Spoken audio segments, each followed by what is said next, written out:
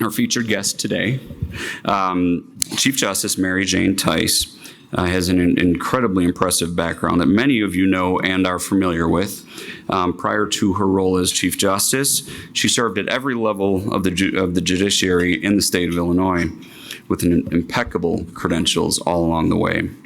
What I appreciate reading through her bio and that you can find online is that she's been appointed, by her predecessors and by other judges. She's been elected by voters. She's been acknowledged and selected by her peers to lead various organizations, professional organizations, and receive awards from all those organizations. So that's really telling that she's respected, right? I mean, if you're elected, you're appointed, all these different people that know their business and think of this woman as someone that needs to be honored and continue on in this amazing state of Illinois. And it's that respect is pretty difficult to achieve over so many years and such a great career. So further proof of that respect is the fact that the entire Supreme Court of the state of Illinois is with us today. We took a nice photo so that we know it's so rare to have all of you in the room. So if you could please stand and just wave again for a moment. Thank you to the Supreme Court of the state of Illinois.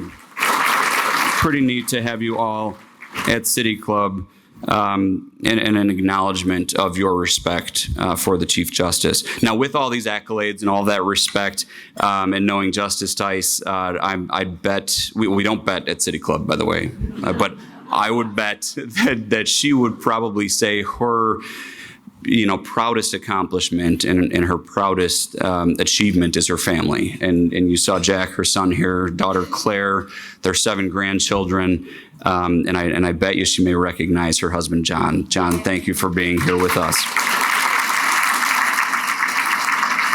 So with all of that, the City Club is incredibly honored to welcome the Illinois Supreme Court Justice, Chief Justice Mary Jane Theis. Thank you.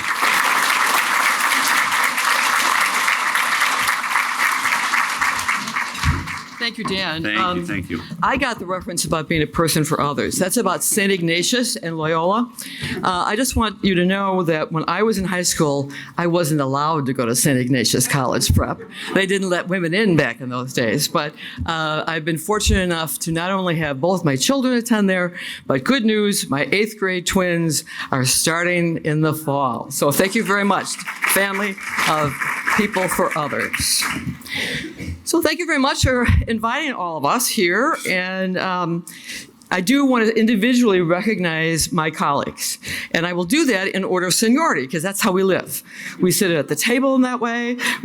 Our rooms are assigned that way. We're assigned cases. Everything in our world is seniority. So I'd like, in order of seniority, to introduce you to my colleagues. Justice P. Scott Neville, from the 1st District here in Cook County. Justice David Overstreet from the 5th District. He calls it the lower 48 counties in the state of Illinois. Justice Lisa Holder-White from the 4th District. Justice Joy Cunningham from the 1st District here in Cook County. Justice Elizabeth Rochford from the 2nd District, the northern part of the state. And Justice Mary Kay O'Brien from the central part of our state. Thank you all for being here.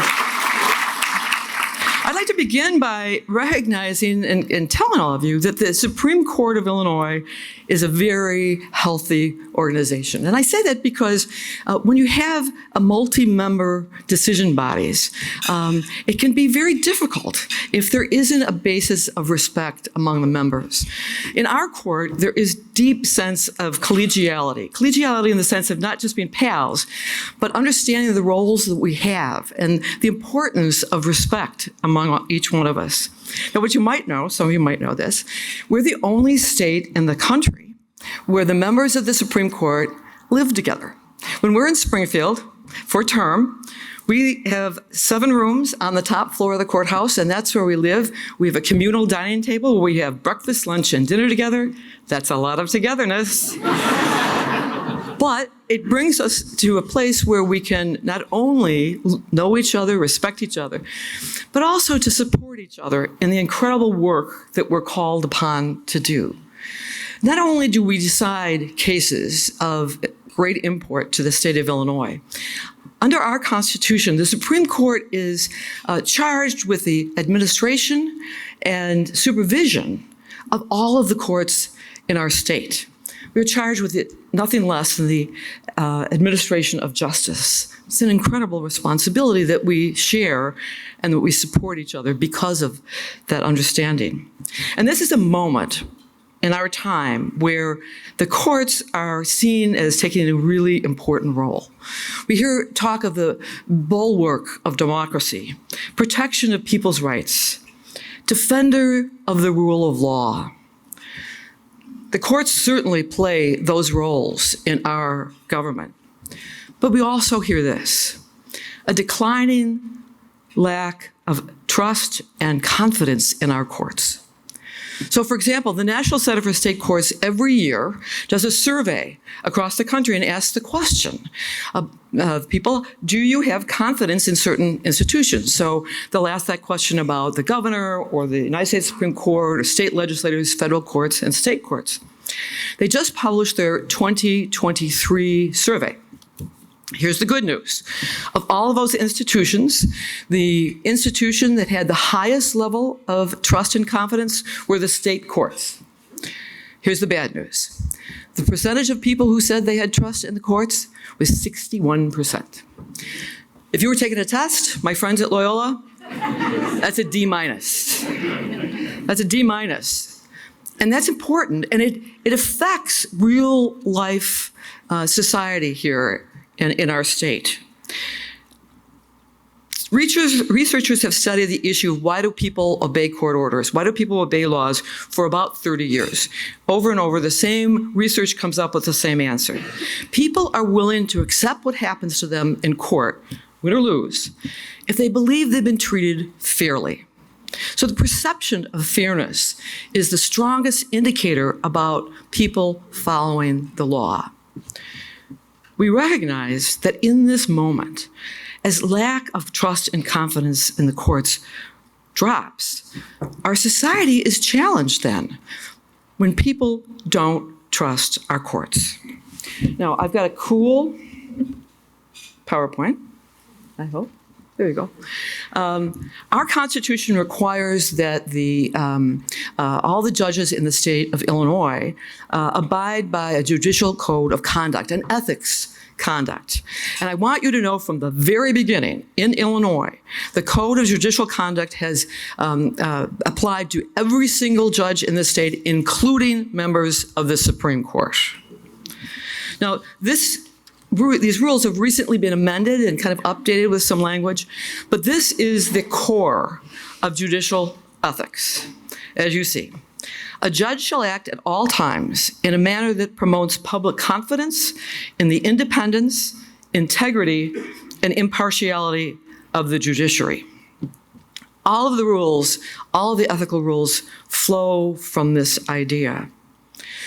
So, thank you to the City Club for inviting me to come here today so I can spend some time talking about the third branch of government, the judicial branch, talking to you, the leaders of our community, about what courts do, what your courts do in this state.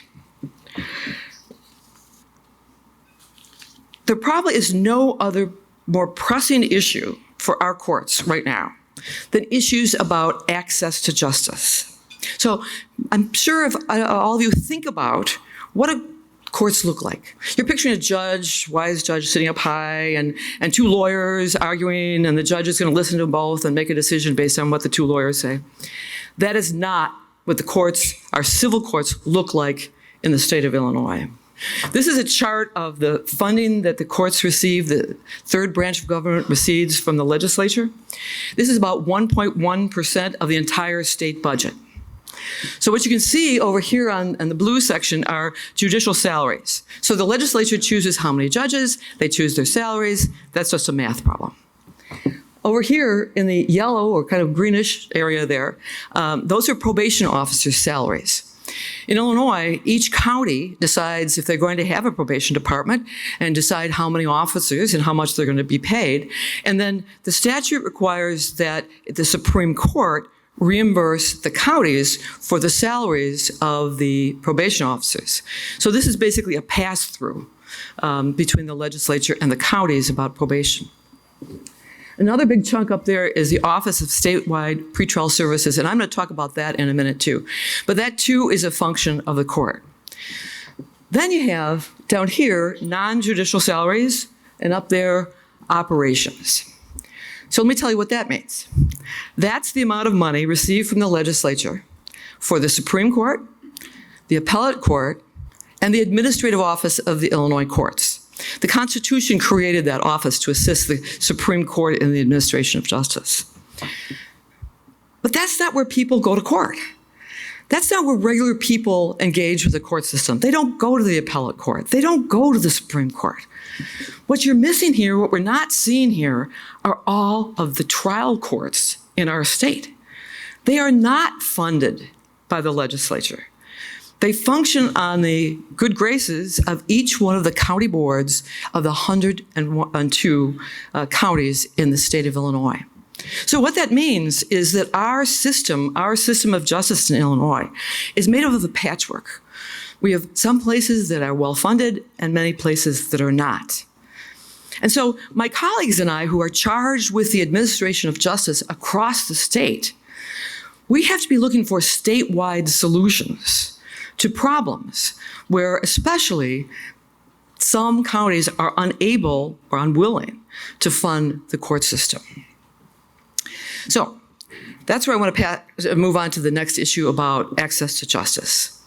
This idea of what do the courts really look like? In civil courts in the state of Illinois, about 75% of the cases, at least one party doesn't have a lawyer.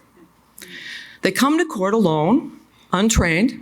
Some cases, there's what we call asymmetrical litigation. There's a person, a lawyer on one side who's very talented, knows an area of law, and the person on the other side is alone. In our family courts, that's where we see the highest percentage of cases where neither side has a lawyer. Now, this is really challenging. It's challenging to our court system because we are created as an adversarial system. We're built for that idea of lawyers debating issues of law. All of our rules, our procedures, our precedent are based on that idea, but that is not how our civil courts function today. So about 10 years ago, the Illinois Supreme Court created the Access to Justice Commission and the Access to Justice Division of the Administrative Office. And they have done remarkable work. Remember, too, that part of being a lawyer is more than just litigation. We talk about lawyers being attorneys and counselors at law. When people come to our courts without a counselor, they have no one there to explain to them what is happening to them. They have no one to help them through these moments of crisis. I think it really affects the quality of the judgment that people have about confidence in our courts. So we've tried to address some of these things, and the Access to Justice Commission has done remarkable work.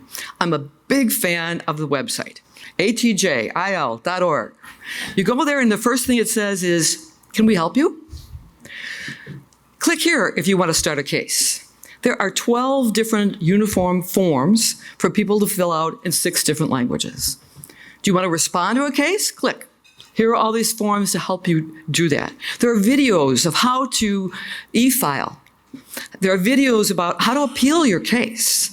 And then there are resources that are available all over the state. Help desks in courthouses, help desks in libraries. And my very favorite, the Illinois Courts Help. On every summons, if you ever going to call the court, on the back, it says, if you have any questions, call here. And if you call that number, there are real live human beings who will spend as much time as you need on the phone explaining to you what the process is. We have Justice Corps workers. They stand at the front door of courthouses and they say, may I help you? Kind of like the old days with Marshall Fields, you know, or maybe Neiman Marcus. Can I help you? And all of these people are very early on say, we are not lawyers. We are not here to give you legal advice. We are here so that you can work your way through our court system without an attorney and counselor of law, because that's what our civil courts look like. On the other side of the coin, pre-pandemic, we saw a drop in civil filings of about 40%. For some reason, and we can probably think of some, people are not coming to our courts even though they have real serious legal issues. People are cheated. People's rights are denied them, and they don't come to our courts. We think about courts sometimes as places where people can come to resolve their disputes peaceably. So what happens when people feel like they have no place to go once they've been hurt?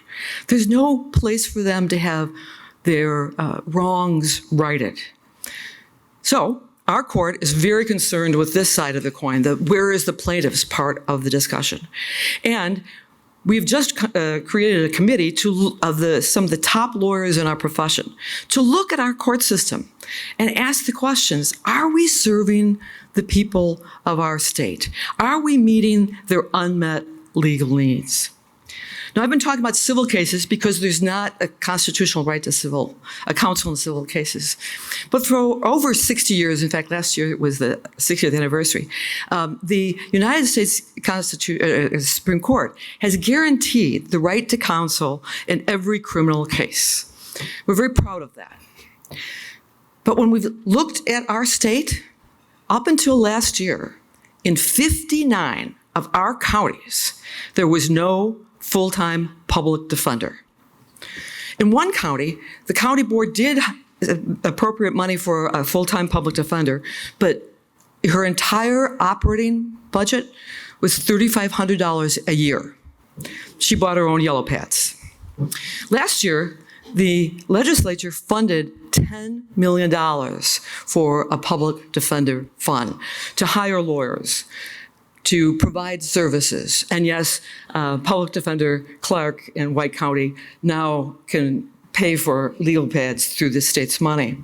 But this is dramatic. This is the kind of situation that is clearly a failure of the state's promise under Gideon versus Wainwright. So the court created a task force, an indigent criminal task force, to address this problem so that we can look for long-term, sustainable ways to provide the constitutional rights that our people are guaranteed. The reason I think a lot of these issues in the criminal world came to bear is because of the recent passage of the Safety Act, okay? Here's the deal. It's not called the Safety Act, okay? I'm giving you the inside scoop here, guys. It's not called the Safety Act. It's not called the Pretrial Fairness Act. Those words don't appear in this huge piece of litigation.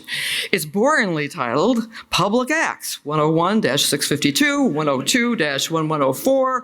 You actually hear lawyers talking like that because that's not what, this is really the name of the statute. But we know that this was a huge change in Illinois.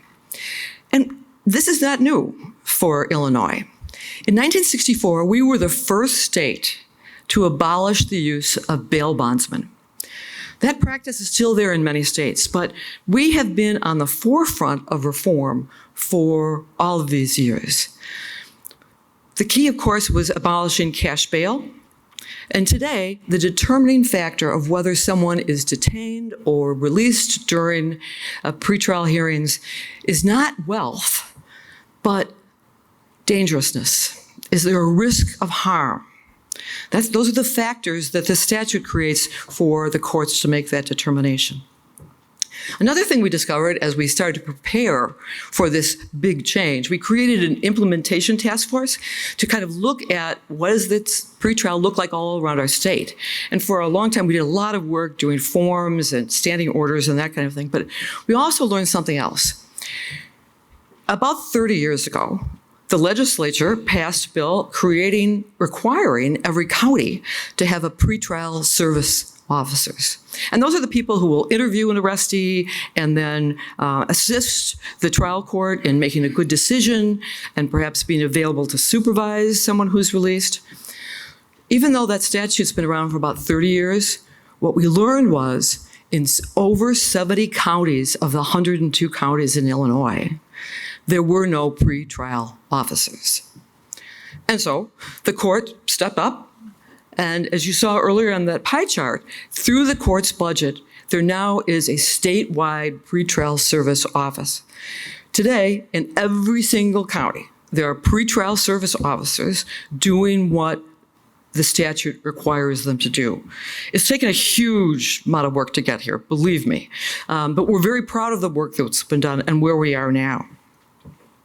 One other piece that of the Safety Act, even though it's not called that, is that it provided a right to appeal in every case. Well, in every pretrial case. So what we found is a dramatic increase in appeals. For example, in 2022, there were about 5,000 appeals of every sort, medical malpractice and commercial litigation and everything else. In the first 5 months in this new world, as of Friday, there were 1,899 appeals from pretrial hearings. What you can see is those appeals are swamping all of the other cases. And so the court has assigned two trial judges to become appellate court judges to hear these cases, and has created another task force to look at solutions long term, and we look forward to that. One place that's lagging since the adoption of the Safety Act is data. We've got to know if this is working. The public needs to know, and we need to know, so that we can allocate resources appropriately. Why is this difficult? I think you'll get a pattern of what I'm saying here. Across the state, case management systems are funded by each county. In DuPage, they have the Tesla version. In Putnam, the Mini Cooper version. They don't talk to each other. We have spent great deal of time and money to try to find a way to bring all of this together so the people of the state of Illinois can know what their courts are doing. And I promise you, this is one of the highest priorities we have. But of course, on our court website, one last thing, you can find all of the opinions of the courts or the decisions the courts have made on pretrial cases. And if you're interested, you can read some of those and really get a flavor for what is happening in our courts all across the state. And there are some data points there too. But we need to get consistent, reliable data as quickly as we can.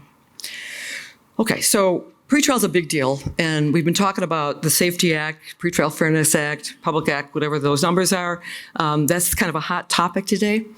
But the fact is that the trial courts in our state are the people's courts.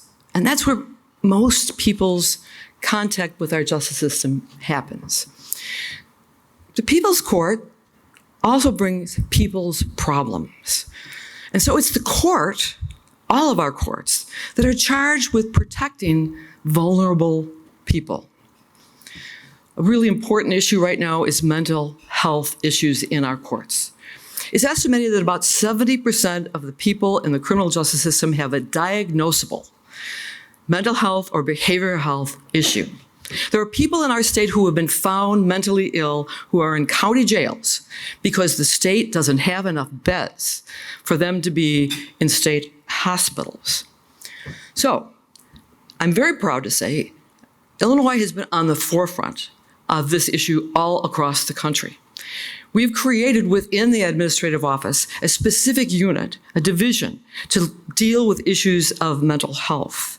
And through that work, we've been able to secure a grant of $550,000 from the federal government, the Bureau of Justice Assistance, to just focus on issues of mental health in our courts. As I say, we deal with people with real problems. We deal with people who are vulnerable. An important part of our court system is child protection. Children who have been abused and neglected, and not surprisingly, many of them end up in the juvenile delinquency area of our court system as well. These are children who have no one to stand up for them, except the courts. And so, again, our administrative office has created a specific unit for courts, children, and families. And for that unit, we've received a grant from the federal government of $850,000 a year to focus on the needs of children in our court system.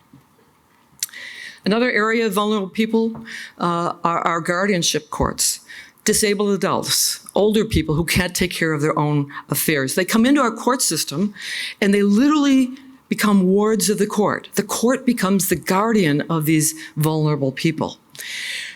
Usually, the court will appoint a guardian ad litem, someone to be the eyes and ears of the court and to give the court help on what are the best interests of this vulnerable person.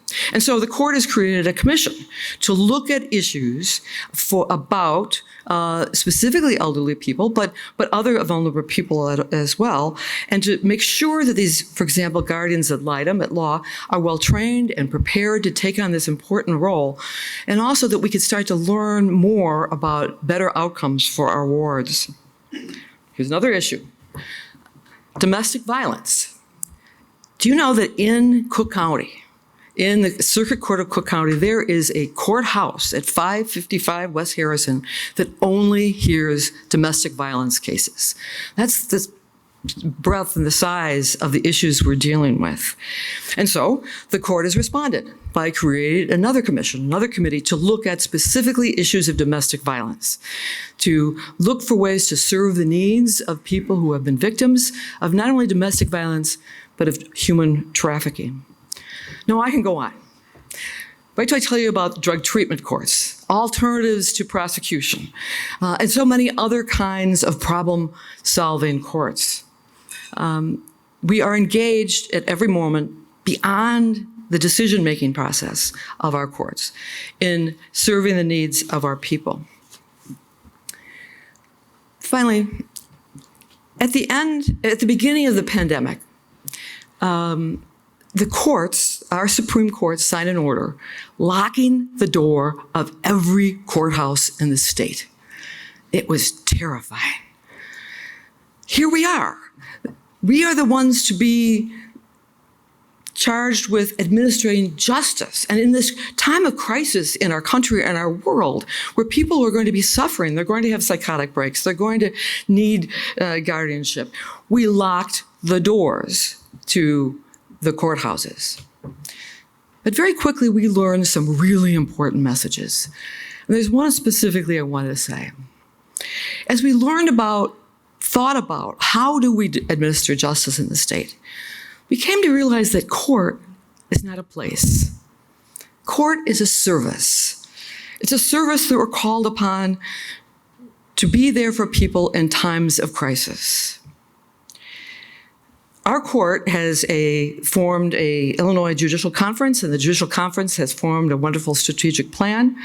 And our court has embraced the vision of that strategic plan. This is how we hope to see ourselves: to be trusted and open to all by being fair, innovative, diverse, and responsive to changing needs.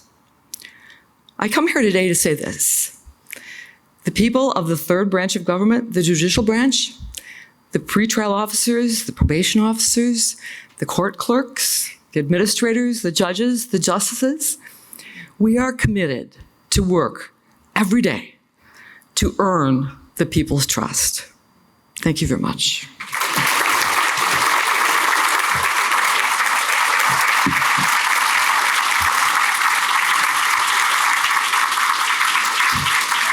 Thank you. Thank you, especially for those of us who are not in the system one way or another. It was very enlightening to understand what goes on a daily basis there. As you ended with the pandemic and how the courts were shut down, were there any innovations that came out of that might be positive, that may be lasting modernizations of the court that you can speak to? And before you answer, if anyone has questions, I have a few. I'll stand over here and please just wave them and we'll grab them. Absolutely. Just like so many other people and worlds, we learned, we signed the order on March 17th of 2020 to shut every courthouse.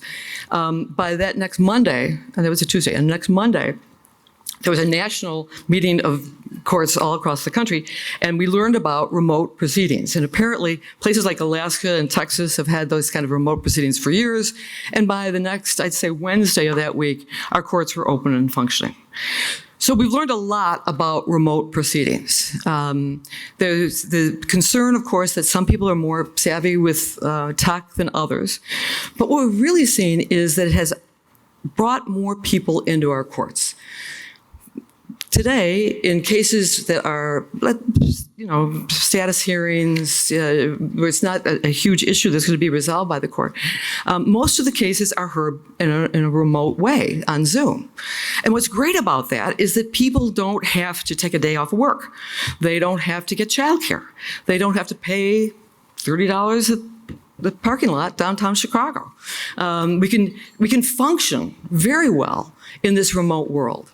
Now, there's been worry about whether those screens with those boxes, does that really communicate enough of the gravitas, maybe, of the courts? I mean, when you walk into a courtroom, there are high ceilings and there are pillars.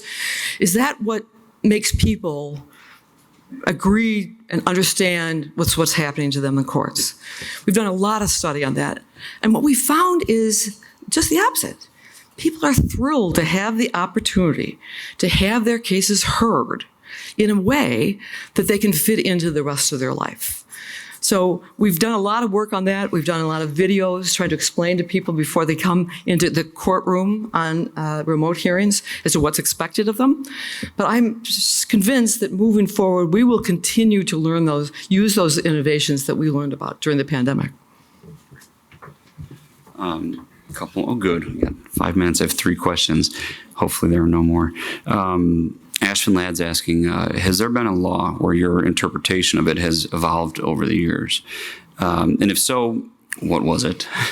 You don't have to answer all of these, but I'll just throw it out there. What was it and what influenced this evolution?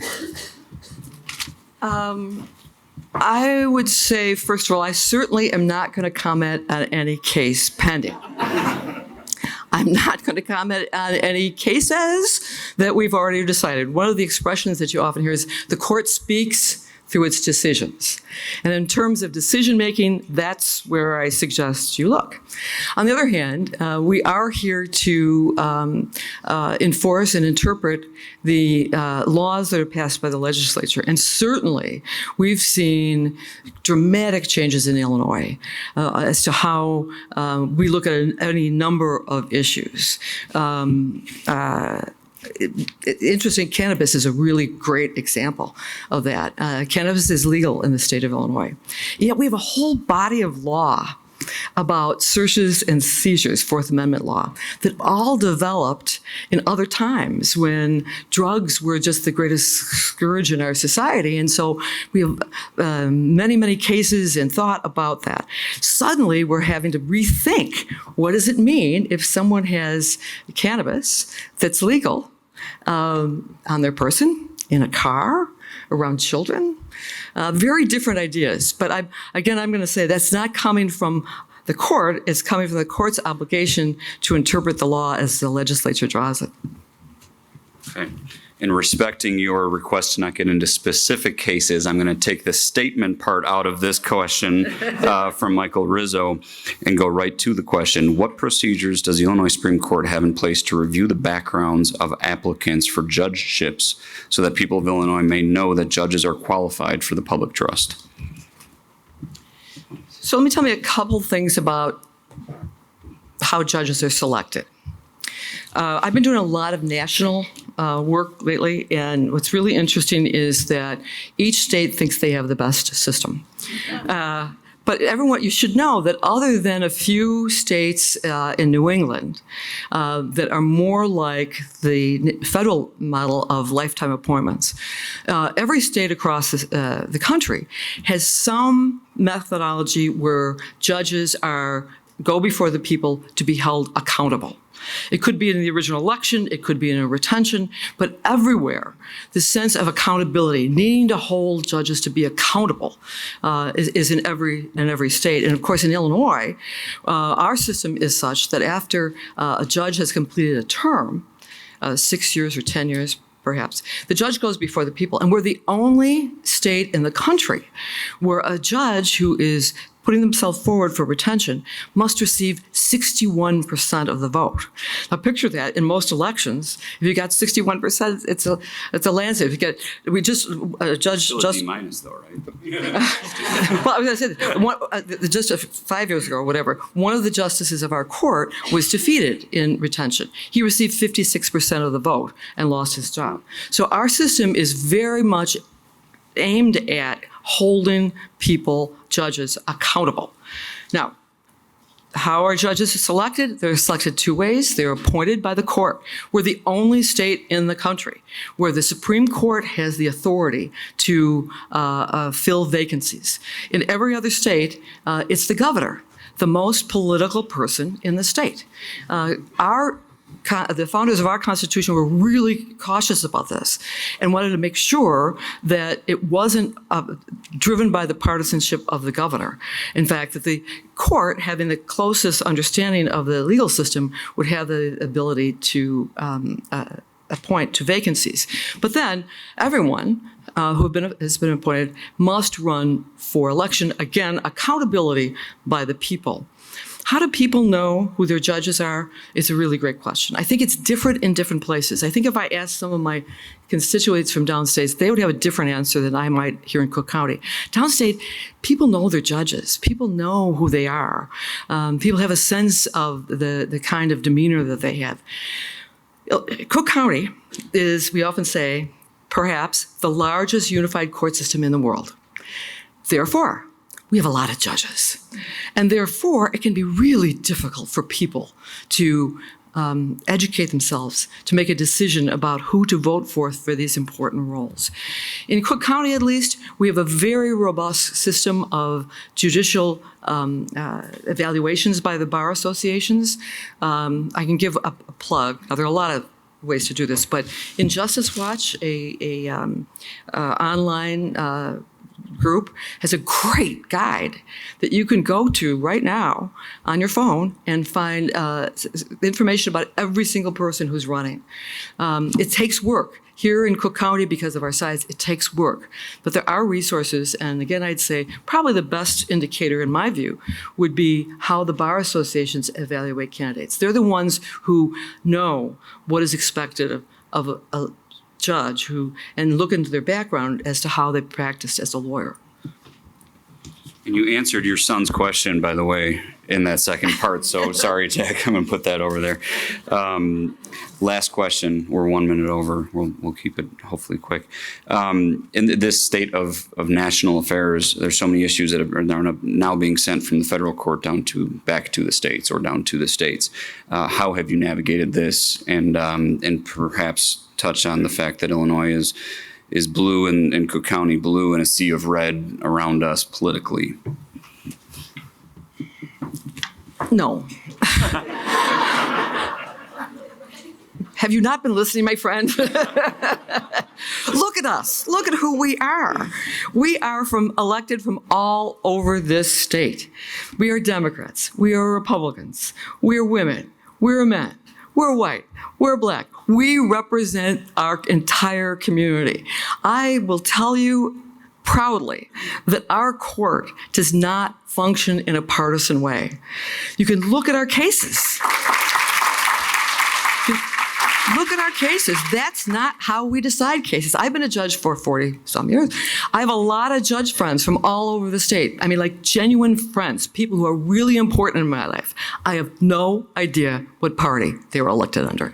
That's not how we function. We don't see blue issues and red issues. That's not how we function. Did I explain that to you, Dan? You did. You set me up really well for our City Club nonpartisan, non-biased platform that we have here, and we were so honored to share it with you today. We are right with you on all of that, and I think so many of you who have been to the various programs would agree that we hearing from people like you in this setting just elevates the conversation. So thank you, Chief Justice Theis, and thank you to all of you for being here. Welcome back to City Club very soon. We've got lots of great programs coming, so we hope to see you all soon. Have a great 70-degree day.